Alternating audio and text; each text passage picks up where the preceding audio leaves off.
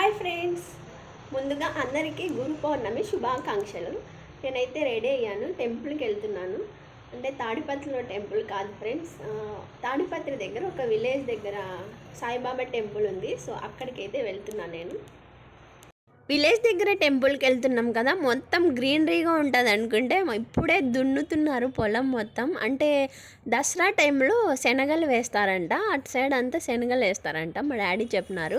ఇంకా మేమైతే టెంపుల్కి వచ్చేసాం ఫ్రెండ్స్. దర్శనం అయితే చాలా బాగా జరిగింది, క్రౌడ్ ఎక్కువ లేరనమాట మేము వెళ్ళిన టైంలో.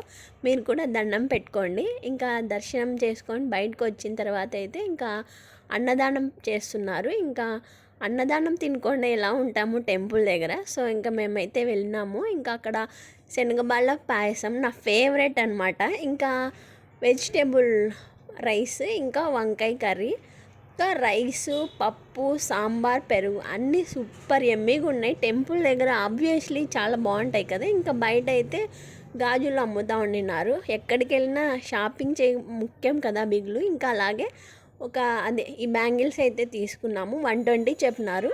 ఇంకా మేమైతే 100 రూపీస్ ఇచ్చి తీసుకున్నాము. ఇంకా బస్లో రిటర్న్ బయలుదేరేసాను. అంతే ఫ్రెండ్స్.